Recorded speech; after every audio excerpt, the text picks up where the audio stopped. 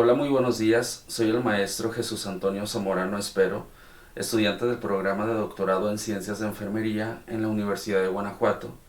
Y a continuación vengo a compartirles un tema de interés cuando hablamos del proceso de la realización de un estudio de investigación. En este caso hablaré del tema de instrumentos, específicamente sobre entrevistas, cuestionarios y escalas. Respecto a las entrevistas las podemos clasificar de acuerdo al número de participantes, que pueden ser una entrevista individual, donde vamos a tener solamente la presencia del entrevistador y el entrevistado. También existen las entrevistas grupal, donde el investigador va a encontrar informantes en un ambiente natural, ¿sí? De forma informal. Pudiera ser, por ejemplo, en un salón de clases. Los grupos de discusión, por su parte, o grupos focales, estos ya pues llevan una organización, son como que más un proceso más sistematizado. También vamos a hablar sobre los cuestionarios. Los cuestionarios podemos utilizar encuestadores y también pueden ser autoaplicables. Podemos incluir en los cuestionarios dos tipos de preguntas, que pueden ser las preguntas abiertas y las preguntas cerradas. Respecto a las escalas, vamos a hablar específicamente sobre las escalas de aptitud. Primeramente, la entrevista es una técnica de recolección de información que nos va a apoyar sobre todo en el proceso de la investigación cualitativa, ¿sí? El principal objetivo que tiene una entrevista es obtener información de forma oral y personalizada, ya sea sobre acontecimientos, experiencias u opiniones de personas. Siempre se participan como mínimo 2 personas. Respecto a los grupos focales se realizan con la intención de obtener puntos de vista de los participantes sobre algún tema específico que se puede llevar a cabo en un entorno permisivo y que no sea amenazante. Esto nos puede ayudar a obtener a que los participantes expresen y aclaren sus puntos de vista respecto a algún tema en particular. Normalmente se les facilita más compartir entre grupos, entre esas interacciones, sobre algún tema que a lo mejor puede ser complicado que ellos nos expresen en una entrevista individual. El tamaño recomendado para estos grupos focales es aproximadamente de 5 a 8 participantes. Cabe destacar que sí se pueden realizar con un mayor número de participantes, sin embargo, resultaría un poco más difícil moderarlos. En los grupos focales es importante que todos los participantes tengan la misma probabilidad de hablar, ¿sí? Están dirigidos por un moderador o el mismo investigador. En caso de que los modere una persona que no sea el investigador entonces deberá de capacitar a esta persona para que facilite este proceso. Las interacciones dentro de los grupos focales se graban ya sean en audios, pero también en videos, y también se pueden realizar notas de campo. Es importante que previo a las interacciones del grupo focal, el investigador se haya asegurado de tener un espacio seguro y acorde para llevar a cabo estas interacciones, con la finalidad de brindarle comodidad y confidencialidad a nuestro grupo focal.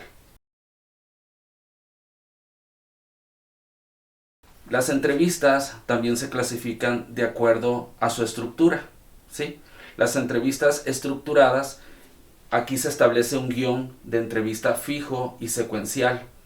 El entrevistador sigue un orden marcado y el entrevistador se apega a este guión. En cambio, la entrevista semiestructurada, aquí también se establece un guión de preguntas, sin embargo se elaboran de forma abierta.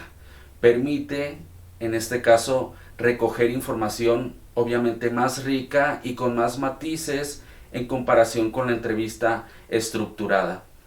El investigador deberá de tener una actitud flexible y abierta, ¿sí? Para que éste pueda ir saltando de preguntas según las respuestas que se vayan dando. De igual forma, incorporar alguna nueva pregunta a partir de las respuestas de la persona entrevistada. Pasando a la entrevista a profundidad, aquí no hay un guión establecido o no hay un guión previo. se da más bien a manera de conversación, ¿sí? Dependiendo hacia dónde vaya la entrevista, la persona entrevistadora deberá hacer uso de los diferentes temas que éste haya trabajado, ¿sí?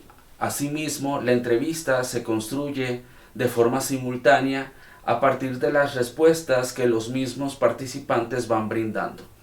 Este tipo de entrevista permite obtener una información rica y profunda para nuestro trabajo de investigación.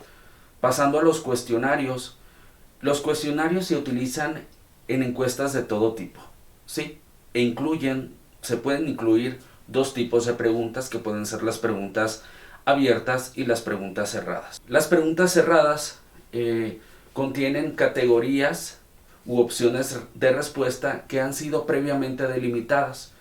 Es decir, solamente vamos a tener opciones que pueden ser dicotómicas o multirespuesta, donde nuestro participante va a seleccionar solamente una de dos respuestas, o bien también puede seleccionar varias respuestas. Tiene sus ventajas un cuestionario de preguntas cerradas, por ejemplo, que son más fáciles de codificar y preparar para su análisis, requieren menor esfuerzo por parte de los encuestados, obviamente toman menor tiempo, reducen la ambigüedad de las respuestas y esto favorece las comparaciones entre las mismas, pero también cuenta con desventajas.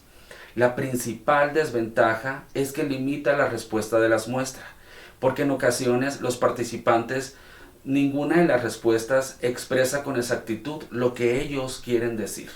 Pasando a las preguntas abiertas, en cambio aquí se proporciona una información más amplia, es decir, se profundiza en cuanto a la opinión o en los motivos de un comportamiento de los participantes, pero la mayor desventaja es que es mucho más difícil de codificar, clasificar y preparar para el análisis en comparación con las preguntas cerradas. Cabe destacar que podemos pasar de la elaboración de una pregunta abierta a la elaboración de una pregunta cerrada. Aquí tenemos un ejemplo. Nos dice, ¿por qué razón terminó su relación con su pareja sentimental? Tenemos en la parte central las opciones de respuesta, que son varias. Entonces, a mi lado derecho construimos la pregunta cerrada. La misma pregunta, pero con diferentes opciones de respuesta. Las preguntas deben de tener ciertas características importantes. Por ejemplo, estas deben de ser claras, deben de ser comprensibles y deben de ser precisas, ¿sí? Y lo más breve posible. Deben de manejar el investigador, en este caso, un vocabulario simple y directo, pero sobre todo un vocabulario familiar para el participante. Las preguntas no deben de ninguna manera de incomodar y las preguntas deben de referirse preferentemente a un solo aspecto de nuestro tema en particular. Es decir, podemos abarcar un tema, sacar varias preguntas, pero que tengan una relación lógica con nuestro tema principal, ¿sí? Pasando a las escalas están diseñadas para medir actitudes en muchas de las veces. La actitud es una predisposición aprendida. Las actitudes tienen diversas propiedades, entre las cuales destacan dirección, podemos incluir dentro de la dirección positivo o negativo, e intensidad, donde podemos incluir un alta o baja. Estas propiedades forman parte de la medición. Las escalas tipo Likert son de las escalas más popularizadas y más utilizadas. Consiste en un conjunto de ítems presentados en forma de afirmaciones o juicios. A cada punto se le asigna un valor numérico. Es decir, así el participante obtiene una puntuación respecto de la afirmación y al final su puntuación total de acuerdo a sus respuestas. En este ejemplo podemos visualizar algunas de las opciones de escala tipo Likert, en la que podemos comentar quizá que muy de acuerdo pudiéramos darle un valor numérico de 1 y muy en desacuerdo un valor numérico de 5. Cabe destacar que esto va a depender de la interpretación del instrumento de medición que se haya seleccionado para utilizarse. Las opciones de respuesta o categorías pueden colocarse tanto de forma horizontal como de forma vertical. Eso no influye en las respuestas. De mi parte sería todo. Por